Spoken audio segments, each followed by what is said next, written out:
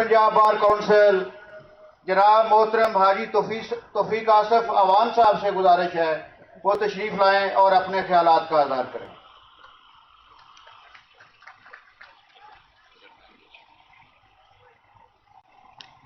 نحمد و نصلی علی رسول الکریم، بسم اللہ الرحمن الرحیم۔ 24 گھنٹے کے اندر اسلام آباد بار کونسل چھٹی کے دن ڈسٹرکٹ بار ایسوسی ایشن اور ہائی کورٹ بار ایسوسی ایشن انہوں نے اس 26ویں آئینی ترمیم پہ حملہ کے بعد 7 اکتوبر کو ایک یہاں بڑا شاندار ملک گیر کنونشن کیا اور آج 4 مہینے کے عرصے کے بعد دوبارہ یہاں پنڈال سجا کے تمام سیاسی اختلافات وابستگیوں حیثیتوں سے بالا تر ہو کے آئین کے رکھوالوں اور قانون کے پیراداروں کی حیثیت سے دوسرا شب خون جو مارا گیا اسلام آباد ہائی کورٹ پر، اس پر اتنا بڑا پروگرام کر کے پورے پاکستان کے وکلاء کی نمائندگی کی ہے۔ آج لاہور میں اور کراچی میں ہڑتال ہے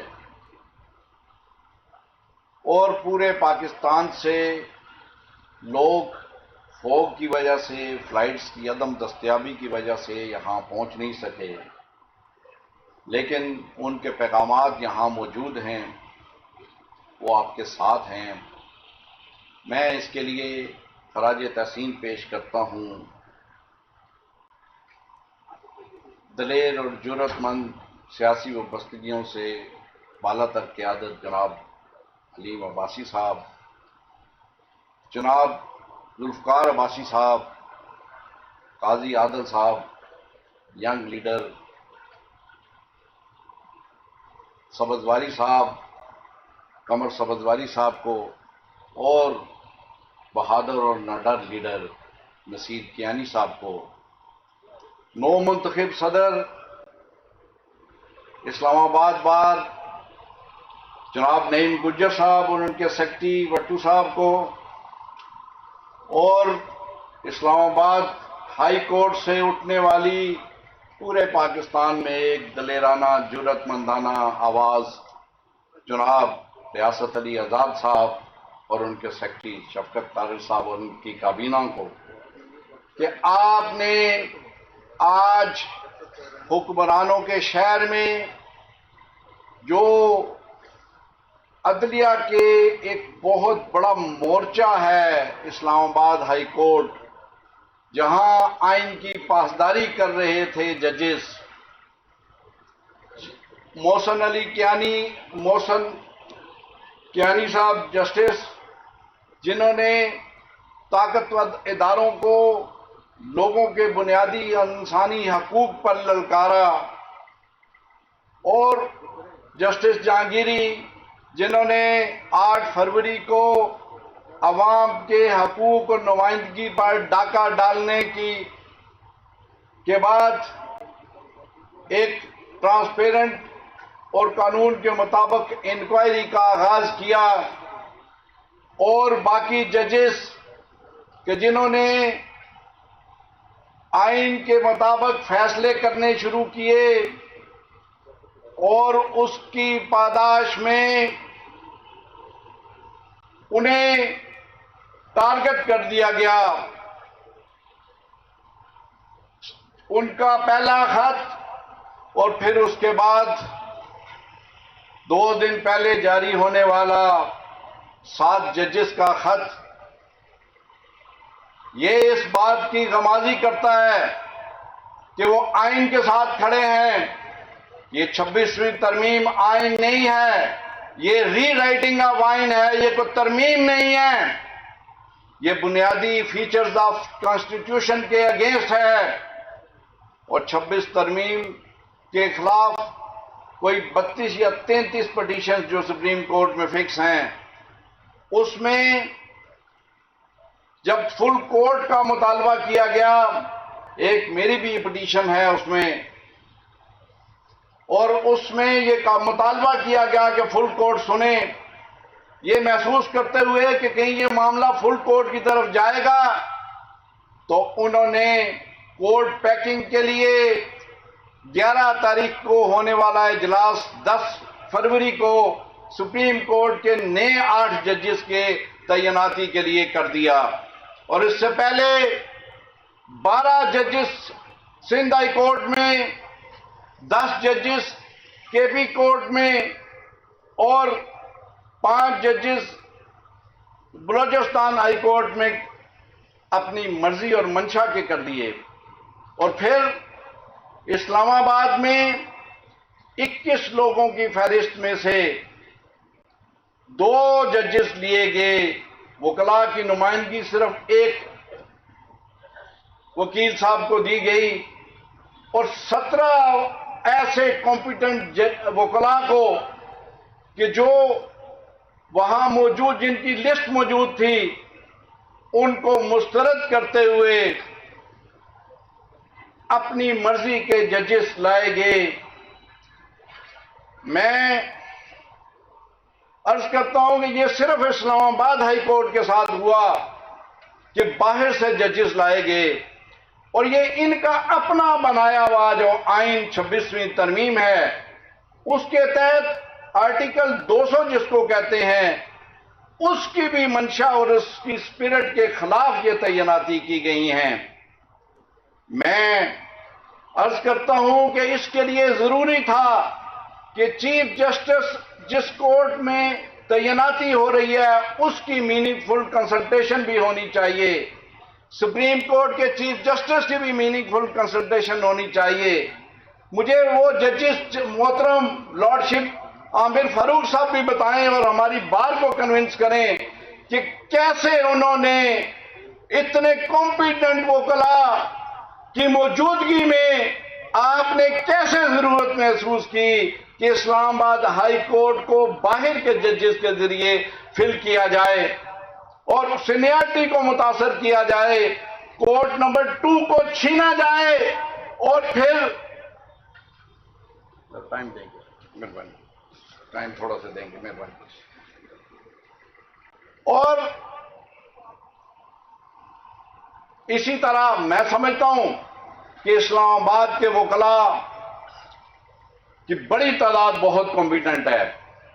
میں صرف ان 17 ججز کو نظر انداز کرنے کی بات نہیں کر رہا،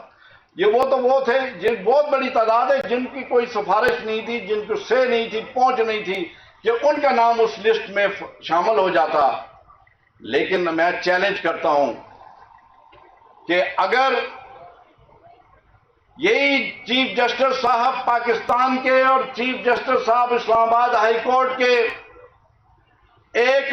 کمپیٹنٹ ایگزامینیشن کر لیں، کوئی معیار بنا لیں، اور سارے ہمارے اسلام آباد کے وکلاء کو بھی ان کے ساتھ بٹھا دیں، ان 3 ججز کو جن کو لے کر آئے ہیں، تو میں آپ کو دعوے کے ساتھ کہتا ہوں کہ وہ ججز ان کا مقابلہ نہیں کر پائیں گے۔ یہاں زیادہ کمپیٹنٹ لوگ موجود ہیں، زیادہ آئین اور قانون کو جاننے والے ہیں، لیکن ان کا قصور یہ ہے، ان کا جرم یہ ہے کہ یہ آئین اور قانون کی رکھوالے ہیں، یہ آزاد عدلیہ، آزاد بخش ججز ہو سکتے تھے، ان کو آزاد نہیں، ان کو غلام ججز چاہیے، ان کو اپنی منشا کے فیصلے کرنے والے ججز چاہیے۔ یہ پورے پاکستان کے اندر جوڈیشری پر ڈاکہ ہے، اور ایسے ڈاکے کے خلاف آپ کی یہ آواز، میں سمجھتا ہوں کہ دارالخلافہ اسلام آباد میں، حکمرانوں کے اس شہر میں آپ کا یہ آج کا کنونشن بھی ایک پیغام ہے پورے پاکستان کے وکلاء میں، میڈیا میں، تمام لوگوں میں، کہ جو بنیادی انسانی حقوق اور اصل آئین کی بات کرتے ہیں، کہ ان کو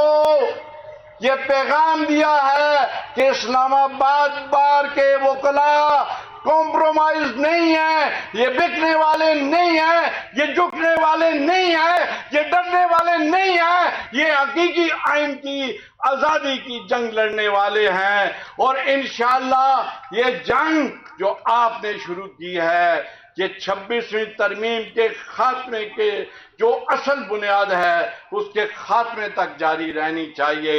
میں ممبر پنجاب بار کونسل ہوتے ہوئے ایک آپ سے ابھی تھوڑی دیر پہلے موصول ہونے والی ایک پوسٹ یا ایک official declaration Punjab bar council کی، اس کے متعلق بھی بات کرنا چاہتا ہوں۔ 31 تاریخ کو پنجاب بار کونسل کے سالانہ وائس چیئرمین اور چیئرمین کے انتخابات تھے، اور اس موقع پہ دو گروپ ہیں، ایک اس 26ویں ترمیم کے حامیوں کا گروپ ہے، لیکن ان میں سے اکثریت اس کے خلاف تھی، اور ہم نے اپنا وائس چیئرمین، چیئرمینوں کمیٹیوں کے چیئرمینوں کا پینل دیا، اور انہوں نے بغیر الیکشن کے اس کو اناؤنس کر کے وہاں انہی کا آدمی آیا، ایک assistant additional advocate general announce کر کے چلا گیا، جس پر شدید پروٹیسٹ ہوا، اور کل لاہور میں ہفتے کو ایک کنونشن میں اس کو مسترد کیا گیا، اور آج تھوڑی دیر پہلے وہاں موصول ہونے والی پوسٹ میں، جس میں آپ کی اس کنونشن کے اثرات کو زائل کرنے کے لیے انہوں نے پریس ریلیز جاری کی کہ ہم اسلام آباد کنونشن کے اس اعلامیے کو اور اس مطالبے کو مسترد کرتے ہیں۔ مجھے شرم ہے اس قرارداد پہ جو انہوں نے میڈیا میں بغیر اجلاس کے پیش کی اور آپ کے کنونشن کے اثرات کو ختم کرنے کی کوشش کی۔ وہ 75 ممبر کی کونسل آپ کے 55 بار کونسل کے ممبران سے کم تر ہے، وہ چھوٹی ہے، آپ بڑے ہیں، آپ کا کردار بڑا ہے، آپ کو سلام پیش کرتا ہوں، اور آج آپ نے پورے پاکستان کے وکلاء کا سر فخر سے بلند کر دیا ہے۔ میں آپ سے عرض کروں گا کہ آپ نے جو ہمیشہ کردار ادا کیا ہے، مجھے سیکرٹری صاحب وقت کی پابندی وجہ سے کرتے ہیں، میں ان کے ڈسپلن کا پابند ہوں، اور میں آج بھی یہ کہوں گا کہ میں یہاں آپ کو کوئی ڈائریکشن دینے، آپ کے فیصلے کرنے نہیں آیا ہوں، آپ کے فیصلوں کے پیچھے کھڑا ہونے کے لیے آیا ہوں، ایک سپاہی کی حیثیت سے آیا ہوں، آپ کے کردار کو خراج عقیدت پیش کرتے ہوئے، آپ کی اس عظیم جدوجہد کو کہ جس میں آپ نے گروپوں کی سیاست کو نہیں دیکھا، پارٹی وابستگیوں کی سیاست کو نہیں دیکھا، اور ہمیشہ اپنا کردار کو بلند رکھا ہے۔ میں یہ عرض کروں گا کہ 10 فروری کو آپ کے لیڈر نے لائرز کنونشن میں ایک اناؤنسمنٹ کی ہے کہ شرائط دستور پر پورے پاکستان کے وکلاء اکٹھے ہو کر جس موقع پہ سپریم کورٹ کے ججز کی ایلیویشن کا سلسلہ ہوگا، اس دن احتجاج کے لیے کال دی گئی ہے۔ اگر وہ کال برقرار ہے تو میں آپ سے عرض کروں گا کہ آج کی جو کمی وقت کی وجہ سے پورے پاکستان کی باروں کی نمائندگی نہیں ہوئی،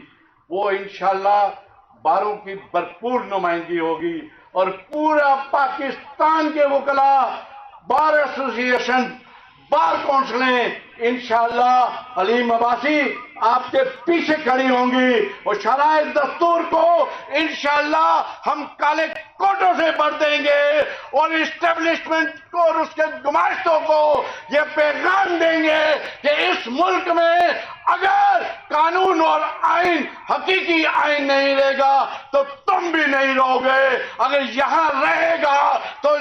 لوگوں کے بنیادی انسانی حقوق رہیں گے، انشاءاللہ کالا کوٹ رہے گا، کالے کوٹ کے آباء و اجداد کی اسلاف اور ڈکٹیٹرشپ اور اس کے غیر قانونی اور غیر آئینی روایات، غیر آئینی اقدامات کے خلاف، ہر ڈکٹیٹر کے خلاف کھڑے ہونے والی روایات کو ہم زندہ کریں گے، تابندہ رہے گا۔ پاکستان